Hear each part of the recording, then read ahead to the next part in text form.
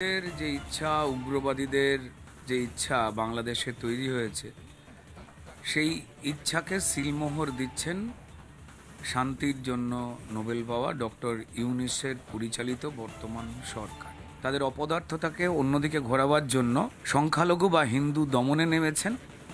বাংলাদেশ স্বাধীন হওয়ার পর থেকে যেখানে সংখ্যালঘু বা সনাতনী মানুষের সংখ্যা ছিল ওখানে 25% এবং তা কমতে কমতে আজকে যা 6% এসে দাঁড়িয়েছে, তাকে পুরো নিশ্চিহ্ন করার দিকেই ইউনূস সরকার এই উগ্রবাদীদের যে হাওয়া দিচ্ছেন বা তোল্লাই দিচ্ছেন তা পৃথিবী জুড়ে প্রমাণিত।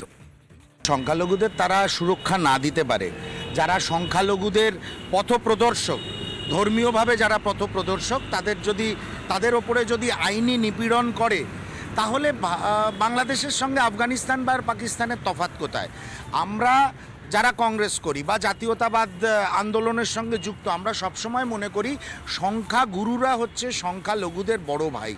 সংখ্যালঘুদের বাঁচিয়ে রাখা, তাদের ধর্মীয় দাবি দেওয়া, তারা যাতে সঠিকভাবে পুজো অর্চনা করতে পারে, সেটা হচ্ছে সংখ্যাগুরুদের কর্তব্য।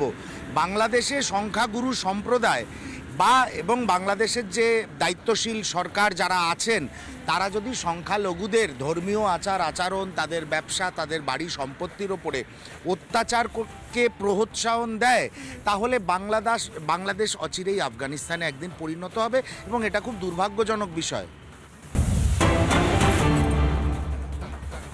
বাংলাদেশে যে পরিস্থিতি তৈরি হয়েছে তাতে উদ্বেগে বাংলাদেশিরা, যারা এই রাজ্যে এই কলকাতায় আসেন চিকিৎসা করাতে থাকার জন্য, তারা বাড়ি ফিরে যাচ্ছেন।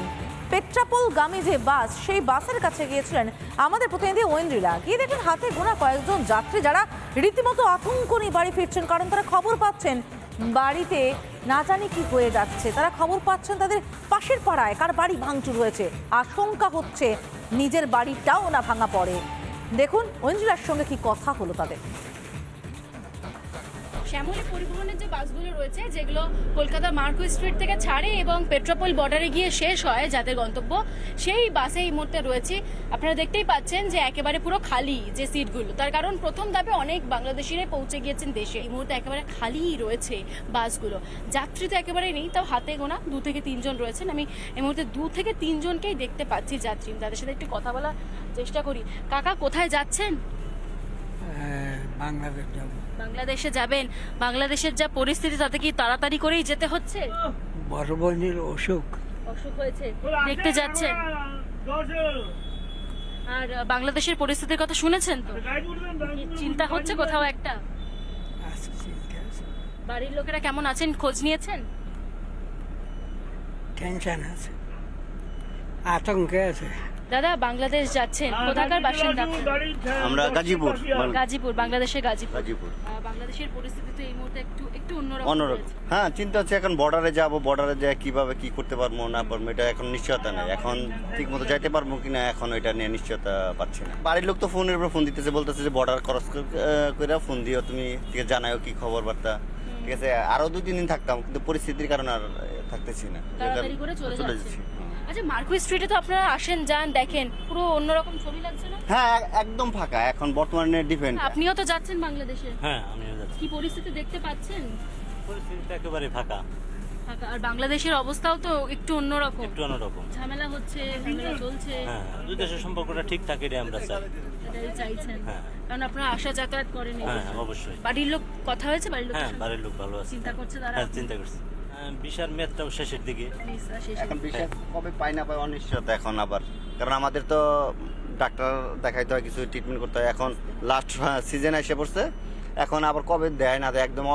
কালকে শুনলাম অনির্দিষ্টকালের জন্য অনেকে বন্ধ করতেছে বিষয়। এখন আমরা চাচ্ছি যে ঠিক আছে, বিষয়গুলো যাতে চালু করে, আবার বাঙালি যাতে কলকাতাতে আসে, আমরা যাতে সুন্দর মতো আসতে পারি, এটাই আশা আমাদের।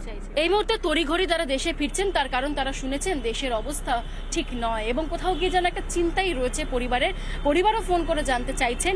সব মিলিয়ে কোথাও এই মুহূর্তে তাদের মধ্যে ব্যস্ততা রয়েছে, তার কারণ বর্ডারেও অনেক সময় অভিযোগ আসছে যে অনেক সময় সমস্যার মধ্যে পড়তে হচ্ছে, অর্থাৎ বেনাপোল বর্ডারে, যেখানে বাংলাদেশ এবং এবং ভারতের যে বর্ডার রয়েছে, ভারতের পেট্রাপোল এবং বেনাপোল হচ্ছে বাংলাদেশের, সেই জায়গায় যখন চেকিং হচ্ছে সেখানেও সমস্যা এবং কড়াকড়ি রয়েছে। সব মিলিয়ে একটা দুশ্চিন্তা এই মুহূর্তে কাজ করছে। যারা বাংলাদেশি এদেশে এসেছিলেন তারা এখন দ্রুত ফিরতে চাইছেন ওই দেশে, তার কারণ পরিবার রয়েছে, পরিবারও এই মুহূর্তে চিন্তায় রয়েছেন। সব মিলিয়ে এই চিন্তা থেকে মুক্তি কবে, এই প্রশ্নই তারা এই মুহূর্তে করছেন। এবং ভিডিও জার্নালিস্ট আলী হোসেনের সঙ্গে ইন্দ্রিলা ঘোষের report, Republic Bangla, marquee street. নানা ধরনের কন্টেন্ট দেখার জন্য লাইক করুন, শেয়ার করুন আমাদের ফেসবুক পেজ, সাবস্ক্রাইব করুন আমাদের ইউটিউব চ্যানেল। পাশাপাশি অন্যান্য ব্রেকিং নিউজের জন্য অবশ্যই চোখ রাখুন রিপাবলিক বাংলায়।